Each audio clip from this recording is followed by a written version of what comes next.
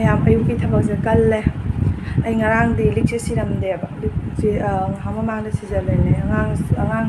tuition ꯂꯧꯕ ꯆꯠꯄ ꯈꯣꯠꯄꯗꯣ ꯑꯗꯨ ꯅꯨꯡꯗꯥꯡ ꯊꯦꯡꯖꯤꯜꯂꯗꯤ ꯁ꯭ꯋꯥꯏ ꯃꯐꯝꯁꯦ ꯑꯩꯈꯣꯏ ꯁ꯭ꯋꯥꯏꯁꯤꯕꯨꯗꯤ ꯀꯩꯁꯨꯝ ꯇꯧꯗꯦꯕ ꯁ꯭ꯋꯥꯏꯗꯩ ꯂꯥꯡꯈꯠꯈ꯭ꯔꯒ ꯕꯤꯕꯦꯀꯥꯅꯟꯗ ꯔꯣꯗ ꯑꯗꯨꯋꯥꯏꯗ ꯌꯥꯝ ꯃꯑꯣꯡ ꯆꯥꯗꯦꯕꯀꯣ ꯉꯛꯁꯝꯗꯩ ꯈꯔ ꯂꯤꯛ ꯁꯠꯂꯤ ꯑꯗꯨꯃꯥꯏꯅ ꯑꯗꯨꯝ ꯇꯧꯗꯦꯕ ꯃꯌꯥꯝ ꯈꯦꯞꯇꯤ ꯃꯌꯥꯝ ꯌꯥꯝꯃꯦꯕ ꯑꯗꯨꯃꯥꯏꯅ ꯇꯧꯋꯤꯗꯣ ꯑꯗꯨꯅ ꯑꯩꯅ ꯉꯔꯥꯡꯗꯣ ꯀꯤꯅꯅꯦ ꯂꯤꯛꯇꯣ ꯂꯧꯊꯣꯛꯑꯒ ꯊꯝꯕꯅꯦꯕ ꯃꯄꯥꯁꯨ ꯗ꯭ꯌꯨꯇꯤ ꯆꯠꯈꯤꯕꯒꯤ ꯂꯩꯇꯕꯒ ꯑꯗꯨꯒꯤ ꯑꯩꯅ ꯑꯗꯨꯝ ꯑꯉꯥꯡ ꯂꯧꯊꯣꯛ ꯂꯧꯁꯤꯟ ꯇꯧꯕꯅꯤꯅꯅꯦ ꯑꯗꯨꯅ ꯂꯤꯛꯁꯦ ꯂꯧꯊꯣꯛꯑ ꯊꯝꯕ ꯍꯧꯖꯤꯛ ꯁꯅꯥꯒꯁꯦ ꯉꯔꯥꯡꯕꯨ ꯀꯩꯅꯣꯅꯦ ꯁꯅꯥ ꯃꯣꯍꯣꯔꯗ ₹1,50,000 ꯉꯔꯥꯡꯒꯤ ꯔꯦꯠꯅꯦꯕ ꯍꯥꯏꯁꯦ ꯑꯗꯣ ꯍꯧꯖꯤꯛ ꯁꯤꯒꯤ ꯃꯇꯝꯁꯤꯒ ꯁꯅꯥ ꯂꯩꯕ ꯉꯝꯕꯒꯤ ꯁꯛꯇꯤ ꯂꯩꯇꯕ ꯑꯗꯨꯅ ꯈꯔ ꯂꯩꯖꯔꯤꯕ ꯁꯅꯥ ꯂꯨꯄꯥꯁꯤꯡꯁꯦ ꯐꯖꯅ ꯃꯥꯡꯗꯅꯕ ꯁꯣꯏꯗꯅꯕ ꯍꯥꯏꯗꯅ ꯐꯖꯅ ꯆꯦꯛꯁꯤꯟꯅ ꯊꯝꯕꯒꯤ ꯃꯊꯧ ꯇꯥꯏꯌꯦꯕ ꯑꯗꯣ ꯍꯧꯖꯤꯛꯇꯤ ꯁ꯭ꯀꯨꯜ ꯆꯠꯇꯣꯏꯅ ꯃꯤ ꯃꯌꯥꯝ ꯊꯦꯡꯅꯗꯣꯏꯅ ꯉꯛꯁꯝꯗ ꯏꯍꯥꯡ ꯍꯥꯡꯒ ꯆꯠꯄꯗꯣ ꯅꯨꯡꯉꯥꯏꯇꯦꯕ ꯑꯗꯨꯗ ꯁꯤꯖꯜꯂꯦ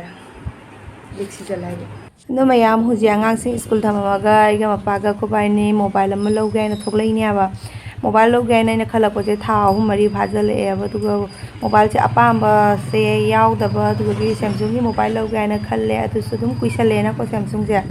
ꯑꯗꯨꯅ ꯑꯗꯨꯝ ꯅꯤꯡꯁꯤꯡ ꯃꯥꯡꯖꯤꯡ ꯇꯧꯅ ꯂꯩꯔꯦ ꯃꯄꯥꯅꯕꯨꯗꯤ ꯑꯩꯉꯣꯟꯗ ꯍꯥꯏꯕ ꯑꯥꯏꯐꯣꯟ ꯑꯣꯏꯅ ꯂꯧ ꯈꯣꯠꯂꯣ ꯍꯥꯏꯅ ꯚꯤꯗꯤꯑꯣ ꯁꯦꯝꯕꯒꯤꯗꯤ ꯑꯥꯏꯐꯣꯟ ꯐꯩ ꯈꯣꯠꯂꯦ ꯑꯗꯣ ꯑꯥꯏꯐꯣꯟꯒꯤ ꯕꯖꯦꯠꯇꯣ ꯑꯩ ꯄꯨꯕ ꯉꯝꯃꯣꯏꯕ ꯀꯩ ꯃꯤꯁꯨ ꯍꯥꯏꯕ ꯑꯥꯏꯐꯣꯟꯁꯦ ꯄꯩꯁꯥ ꯌꯥꯝ ꯆꯪꯉꯤꯒ ꯈꯣꯠꯂꯤꯒ ꯑꯗꯨꯒꯤ ꯏꯗꯤꯇꯤꯡ ꯇꯧꯕ ꯈꯣꯠꯄꯗꯁꯨ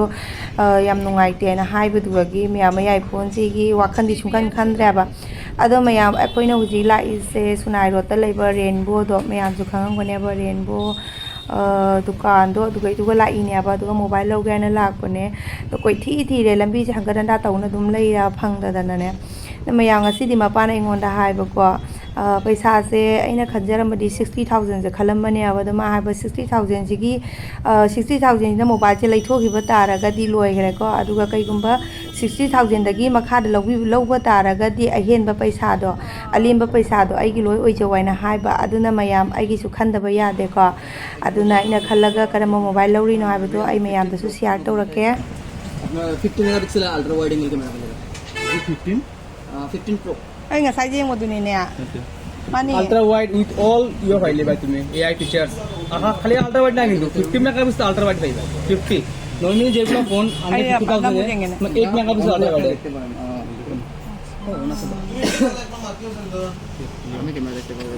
मैम Vivo V60 से 40,000 ने 39,999 ने 40,000 ने अना खनजबदे असीसे लौसिरा है खलम्बने से मोबाइल से पुथोरा कानदे याम हेंजना फजबदो ओइदियाबने बैक में दो सपोर्ट फाइबर कलर की ऑप्शन है এটা মধ্যে আপনি ইউজ করলে সিলভারটা নিতে পারেন আর যদি ব্লগিং এর লাগে লাগে তোমরা ইও দেখতে পারেন 512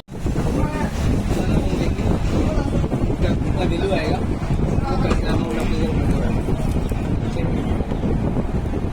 हां पाम रही है मैं तुमने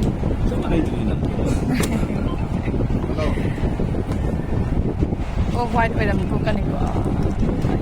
ये लेवना स्पार्क हां नंग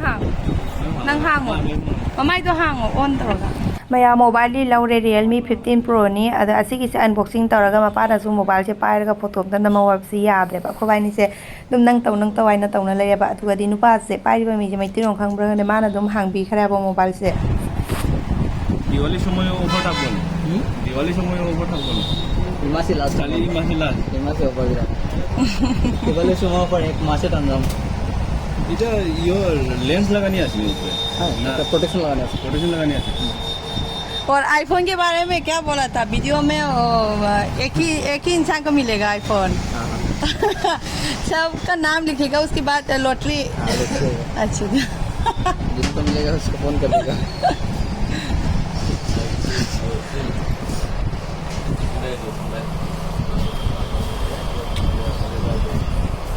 करी लो ने ला करी लो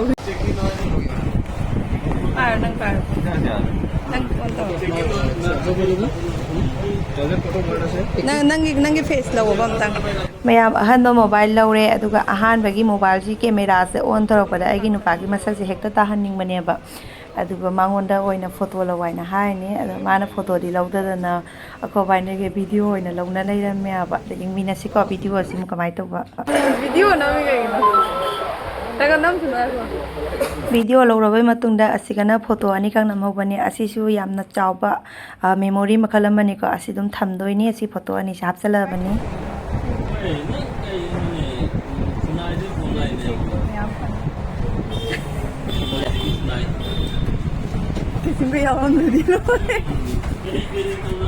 water bottle lo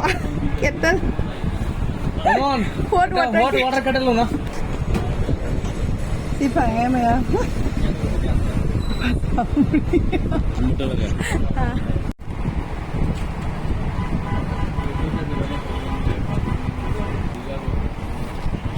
amaga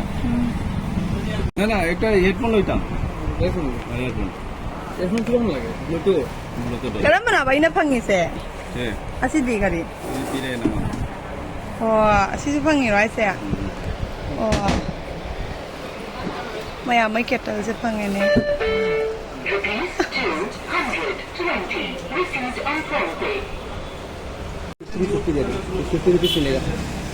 kaya ai no ta tu ko yang dei lang wa hai ji da hai rồi ai đang hai luôn tiếng riêng cái hai phone đó lôi lâu de lo lo fra lo asen aro 34 ले आइছে pocket খালি আছে আমি তোমার ফোনটা লইছো দেখে কমায়া কই দিছ আরে আর বার্গেনিং দিতা করতাম তো আমার দোকানে অ্যাডভাইসমেন্ট তুই বুঝি Myam akhoi uji mobile lei uraga thokle e lambi se inga sai chapa matam da jam hinjana ka paudre ba sigi su main road taraga sigi se ina uli se asi gali masa oi dumai to bane kacha road dumai to bane aba ko ai to ina uji chali jina main road ne ba ai video yamna lahodre haidi sai se gyan men ta da ba ko aina khalina dum chakani gari akhoi dum lambi se chakhini aina khallaga mana kacha road to chakhi ba du de mafam marang khang hodre ba aduna ai makha ta video lahodre